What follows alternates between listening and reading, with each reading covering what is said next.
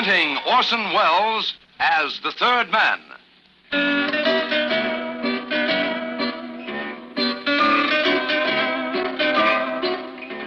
The Lives of Harry Lime.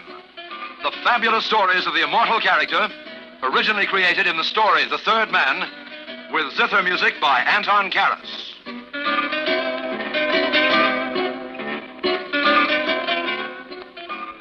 Well, I've messed around in a lot of messy things. You know me, I'm certainly no angel.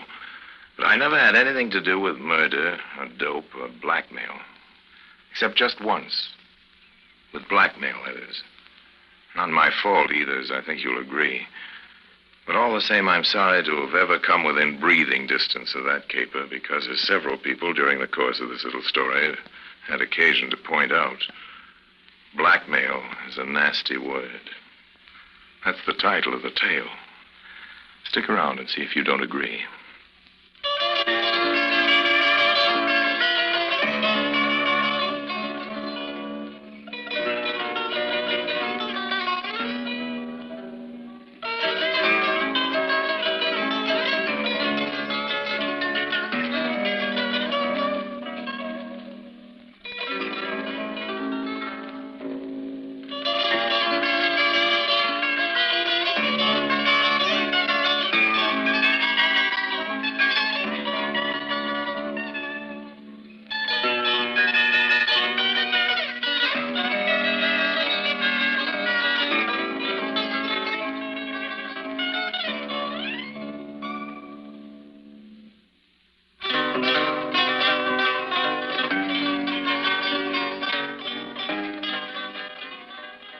It all started in Marseille back in '47.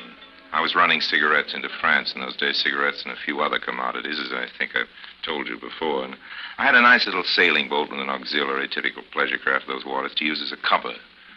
This was in September, and I'd just come into port that afternoon. A few of us had been having dinner in the town. I was on my way back to the boat alone. It was late, about 4 in the morning, cold, rather foggy.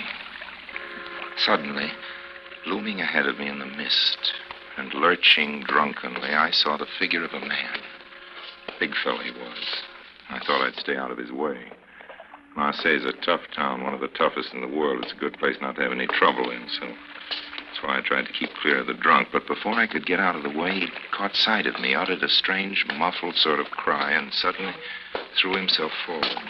I braced myself for a fight, but before I knew it, he was down on his knees in front of me, groaning. Then all at once, I realized he wasn't drunk at all. That all that wet on his chest was blood. I never found out who did it. Even after I took him onto my yacht, tried to do what I could for him, never told me who it was that had stabbed him. The knife had gone in just over his heart, and by dawn it was pretty clear that he wasn't going to live through the day. He seemed to realize it, too. They got me. It doesn't matter why. Maybe they were right. They got me, and now very soon I'm going to die. What is your name? Lime, Harry Lime. I've heard of you. You've quite a reputation, Monsieur Lime. I call you Harry. Okay. I am Draco.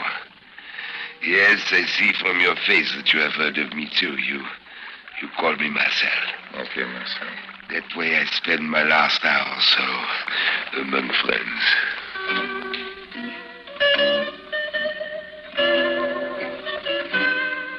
Marcel Braco. A real Marseillaise. Born quite a while ago anyway. Died September 12th, 1947. Profession, crook. All kinds of crook. Some of the dirtiest kinds, I knew that. Among other things, I'd heard that Braco was the chief of the Amazons. It was a gang of girls. Crooks, all of them. He was the big ugly man in my berth wasn't one of the nice people. And you mustn't think because I'm telling you this story that I've anything to say in his favor. But he was a guy. See what I mean? He was somebody. And he was dying. Steady, old man. Easy does it. I'm with you. I haven't got time to make a wheel. I know that sounds like a joke, but I'm serious, Harry. I'd like to leave you something to show my gratitude, something to remember me by. That's okay, old man. No. All I can give you is this. And it's worth something, Harry. It's worth quite a lot. I give you a name. A name, Harry. Do not think I am joking. This name is just as good as money or jewels. Remember it. The name, it is Maurice Givolet. Did you hear that, Harry? Givolet. Maurice Givolet. Well, who is he? Oh, he's many things, Harry. He's a very many different sorts of man. You must remind him of this. It will be like money to you. Where do I find him? In the Chamber of Deputies of the National Assembly of France. What do I say to him? I'm dying, Harry. Hold my hand. I am, old man. I'm holding. I haven't time to tell you. You must ask Julien. Julien? Yes, Julien Moreau. Moreau? Oh. But he was dead. I pulled the sheet up over his big, ugly face and went out of the cabin and locked the door.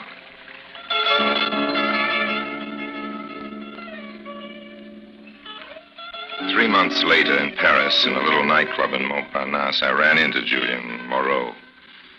Julien was a newspaper man, and in his way, Julien was quite a guy, too. Not a crook, just a newspaper man, and a good one. I'd struck up an acquaintance with him, and after a couple of weeks, it had brightened into something resembling friendship. So tonight, I thought the time had come when I could afford to approach him on the subject of my legacy. The precious name. Julien. Yes, Harry? I want to ask you a question. Go ahead. I'm going to mention a name. Well? If it means anything to you, let me know. Don't be so mysterious, Harry. What's the name? Givolet. Maurice Givolet. Why do you ask? Why don't you answer? Excuse me, Harry. I want you to tell me why you mentioned that name. You won't tell me anything about him unless I do? I'm afraid not. Well, there was a guy down in Marseille told me that name. Said it was worth money. Worth money? Yes, that's what he told me. He was dying at the time. That man in Marseille, he must have been a criminal. Well, don't go all prim and moral on me, Julian. Yes, as a matter of fact, he was something along those lines. What of it? I'm not going moral on you, Harry. I'm nothing very special myself, but when you say to me that the name Maurice Givolet is worth money, well... Well, what? There's a nasty world for that, Harry. A nasty world for that kind of money. What do you mean? Chantage. I don't get that. That's French, Harry. French for blackmail.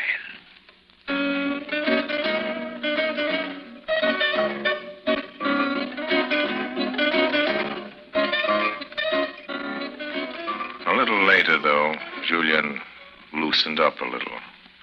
After a few more drinks. Harry? Yes? That criminal in Marseille you were talking about. Oh, you brought him up, Julien. I was asking about a certain Monsieur Givolet. I know. Harry, was the criminal's name Bracco, Marcel Bracco? Yeah, but how do you happen to know him? You're not in the rackets. You're a newspaper man. Marcel was with us for a while in the resistance. He was a brave man, and we got to be friends. Then later, we quarreled. That was after the war. He came to me here in Paris, wanted information about this Givolet. I gave it to him. Givolet is an important man in the government. And through the paper, I arranged an interview between him and Marcel. But I told you, Harry, blackmail something I can't forgive. And Marcel was blackmailing this Givolet? Yes, not for money, but for protection, police protection. Marcel, as you probably know, had that gang they call the Amazons. But what was he blackmailing Givolet about? What did he have on him? Plenty. And you know what it was? Certainly, Marcel told me. But exactly what was Givolet's past? Harry, that's Mr. Givolet's secret.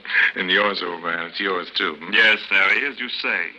It's mine, too. Oh, must be something pretty bad. Bad enough for a man who's trying to make something decent of himself. Oh, don't think I like Mr. Givolet. I hate him. But as long as he behaves himself, I won't denounce him. As long as he behaves himself.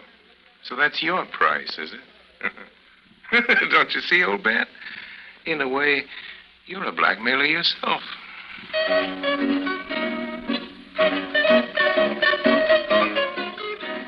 Then, some months later, in the lobby of the Georges V in Paris, Calling Mr. Lime, Monsieur Harry Lime, Yes. Monsieur Lime. Yes, boy? Monsieur Lime? Yes, what is it, a phone call? There is a lady to see you, Monsieur Lime. She's waiting in the lobby. A lady, young or old? Young, Monsieur Lime, and very pretty. Well, lead the way, old man. What are we waiting for?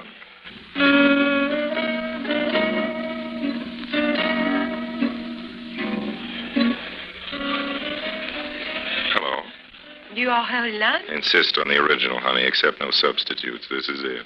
I don't understand. I'm Harry Lime. That's what I'm trying to tell you. Who are you? We haven't got around to that yet. You have not given me a chance to tell you. True enough.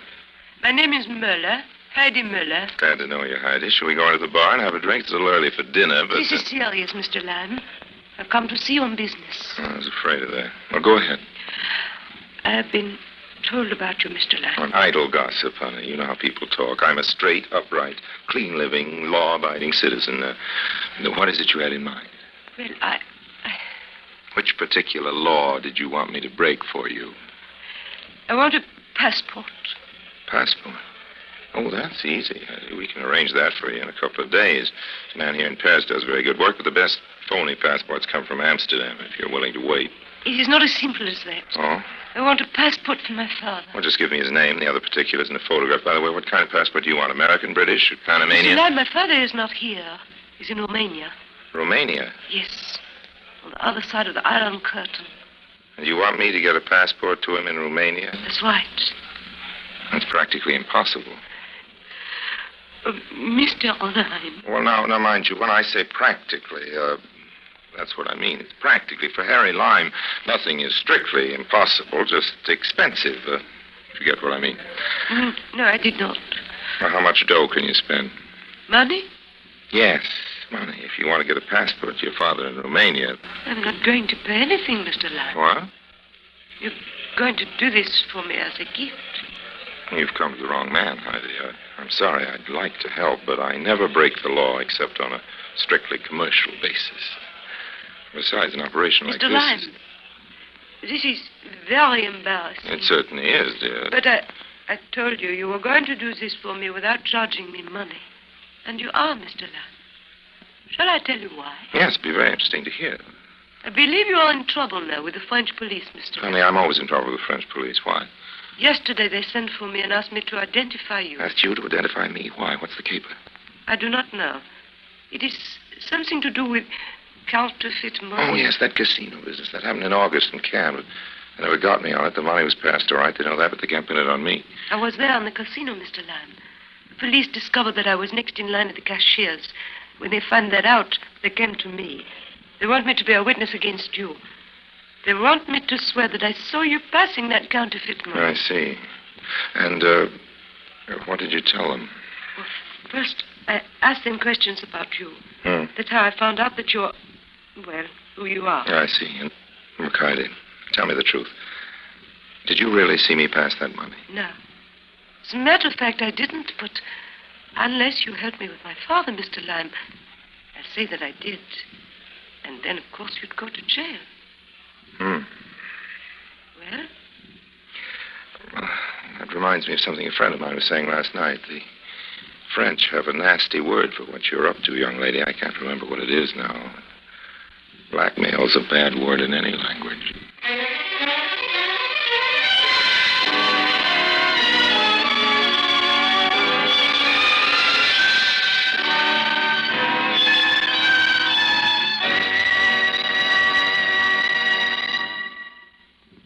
In a moment, Orson Welles returns as Harry Lime, the third man.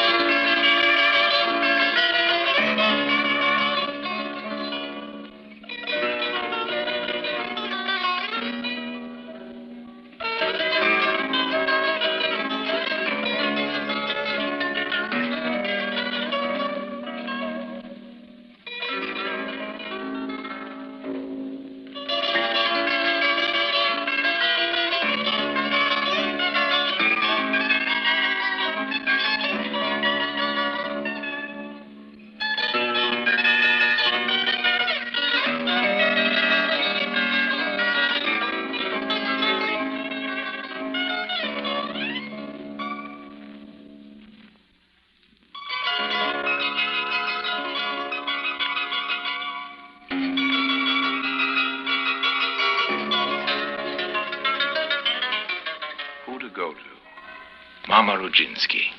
That's who I thought I'd apply to with my little problem.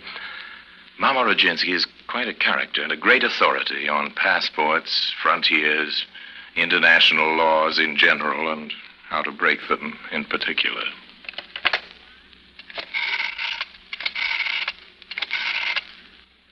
Allô? This is Harry Lime speaking. Harry Lime, I want to speak to Mama. Ne quittez pas. Allô? Hello, Mama. Yes? This is Harry, Mama. Are you? Lime, Mama. Harry Lime. I'm in trouble. I need help. Bad trouble? Sort of. Come up. I see you right away.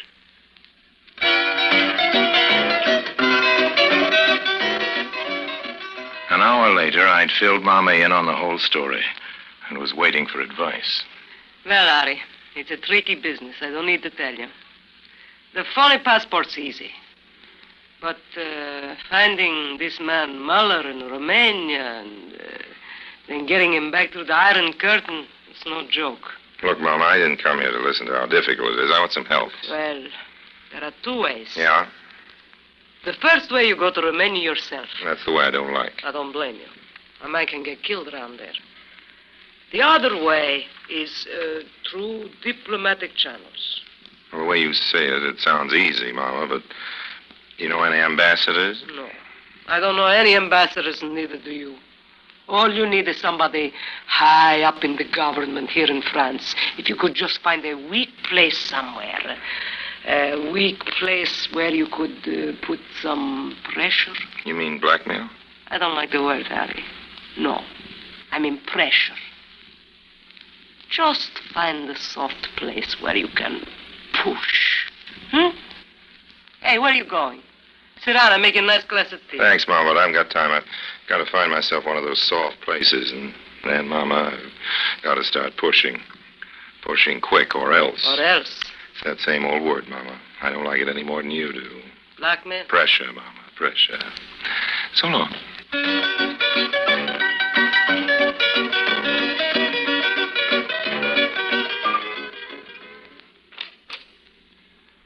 Monsieur Lime? Yes? Monsieur Givelet will see you now. Come this way, please. Thank you. Monsieur Lime. Oh, yes, come in, please. What can I do for you? Well, I'll get right down to the point, Chivley. I know you're a busy man as well as an important one. Well? I have a favor to ask. Ah? There's a man in Romania. He's stateless. Nansen passport before the war. His daughter's here in France. She wants to get him out. Are you serious, monsieur? Lime. Such a thing as you are asking. Why, it's practically impossible. And I will be frank with you. I don't even know who you are. Lime, Harry Lime. I told you that, old man. Well, you see, even on the highest ministerial level... It would be, as you say, practically impossible. I like that word, practically, Mr. Givelet. It gives me a little hope. Yes, but... I know. Don't bother to say it again. You don't know me from Adam, Monsieur Givelet, but there, you see, I have the advantage. I know you from Adam, Monsieur Givelet. I even know you from Monsieur Givelet. I don't understand. I've been in touch with a friend of yours. What friend of mine? A man called Bracco. What? Marcel Bracco. The name seems to mean a good deal to you. He said it would. Bracco is dead. But not Bracco's secret, not your secret, old man. He gave it to me before he died. Now then, when can I expect some action on my client, Miller? Your client? The man who needs a passport. Remember the case you said was practically impossible? Leave the particulars with my secretary. You will hear from me before the end of the week. Thanks, old man. I appreciate this. I really do. And when do I hear from you? Again, I mean, blackmailers always come back. Well, that's a nasty word, old man. Don't use it again, and you won't see me.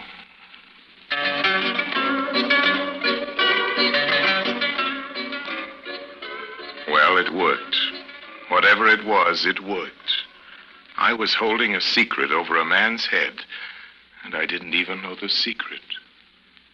Yes, whatever I was threatening the politician Givelet with seemed to be a threat strong enough, because by the end of next week, Heidi's father was on his way through the Iron Curtain. She said I was wonderful, Heidi did. Asked how she could ever thank me. I told her that thanks didn't come into it. I'm not your benefactor, honey, remember? I told her. I'm your victim.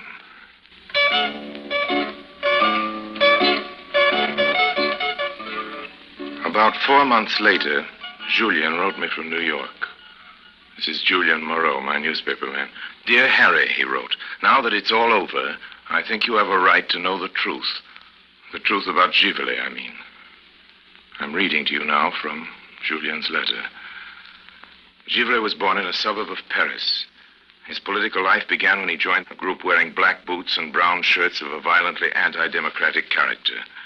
This was all during the 30s. Then, during World War II, came his big chance. You will see that this Givelet, while essentially a little man, is clever. He secures for himself very early in the German occupation a false identity card, and it is under the false name of Givelet that he is a collaborationist, a Nazi stooge, and a black marketeer. His real name is therefore a good name. It is the false one which is bad. Now it's the beginning of 44. Convinced that the Nazis are near the end, he rushes forward to the fighting French and under his real name joins their invasion corps. Under his true identity, he gives them some assistance. And at the end of the war, the power of the resistance becomes overwhelming and their investigations far-reaching, so Givelet drops the false identity of Givelet forever. Now notice, please, that his original name is above reproach, since it was under the false one that he acted for the Nazis. Now, there's need for men like himself, modest, self-effacing, industrious. And so it comes to pass that the little fascist street fighter, the black marketeer, the collaborationist who betrayed scores of his countrymen to the Germans, is triumphantly elected to the parliament as representative of one of the great historical parties of France. Well, now, my friend, we come to the Amazons. I gave them this title in the newspapers myself just before the war. Theoretically, the racket was broken up, but in fact, it was still flourishing in Paris until the very recent death of a certain Marcel Bracco. This gang worked in pairs late at night, gangs of girls, striking up casual acquaintances with visiting provincial gentlemen of a certain age and steering them to various nightclubs, finally to a cheap bar where the respectable old gentleman was invariably rolled, as you say in America. In other words, everything was taken from him, and if possible, afterwards, he was blackmailed. Now, some such poor old fellow was being beaten up in a bar by Bracco and the others who worked in his gang when Givelet, driving home from an all-night session at the National Assembly, heard the noise. He was waiting for a traffic light to change, and seeing no police on the street, he went into the little bar to investigate. Now, Mark, this was a genuinely kindly act, the act of a self-respecting French citizen. And you see what it got him. Of course, the gangsters turned on him and beat him senseless. Going through his wallet, they came on his old identity card, which he'd kept for some reason or another, concealed behind a photograph of his mother. It was the card of Givelet, the Nazi stooge. Thus, his secret fell into the hands of Bracco, who used it not to extort money, but for police protection for his gang. Very recently, as you may have read in my column, Monsieur Givelet was being considered for an important new post in the ministry. And then you, my dear Harry, came to him with your threats. Threats of exposing something the very nature of which, as it happened, you didn't even understand. Now, Givelet had begun to breathe again, you see, and to hope after Bracco had died. But your visit was too much for him.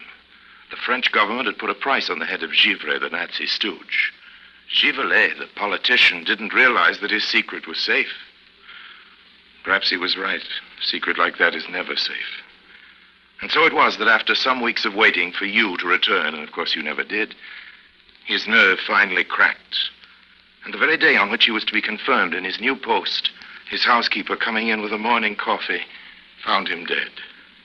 He was seated before his desk where he had shot himself, seated before a blank piece of paper.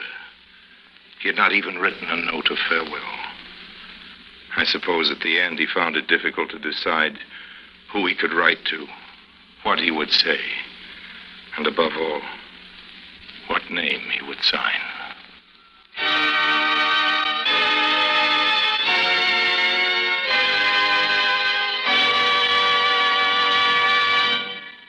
Harry Lime returns in just a moment.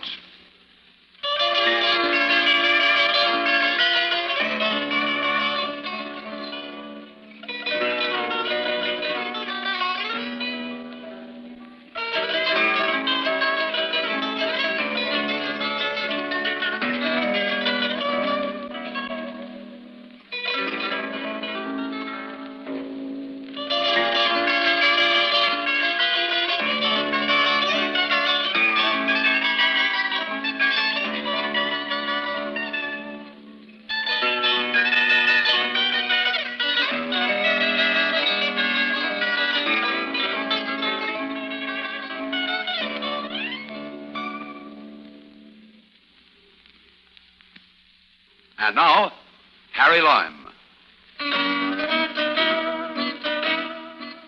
A few days ago, I was in Paris. I went into a little place I know near the markets where they make a wonderful fish soup. And who should I see having lunch there but Heidi? Heidi and an old gentleman I was sure must be her father. It was. She introduced him, and I sat down with him for a drink. So finally, I get to meet the wonderful Harry Lime. This is really a pleasure. Well, I'm glad you're with us here, Miller, on the sunny side of that iron curtain. Thanks to you, Mr. Lime. Oh, no, really, it wasn't me. But yes, my daughter has told me everything. Everything, Heidi? Did you tell your father everything? Well, Mr. Lime, I told him all the wonderful help. But did you tell him how you managed to persuade me to do it? Not exactly. Not exactly. What's this? Secrets? Why, Heidi, you're blushing. Heidi, I'll make a deal with you. A deal? I won't tell your father what you did if you let me take you both to lunch. But that's blackmail. It's a nasty word, Mr. Miller. Let's not use it again. It'll spoil our soup.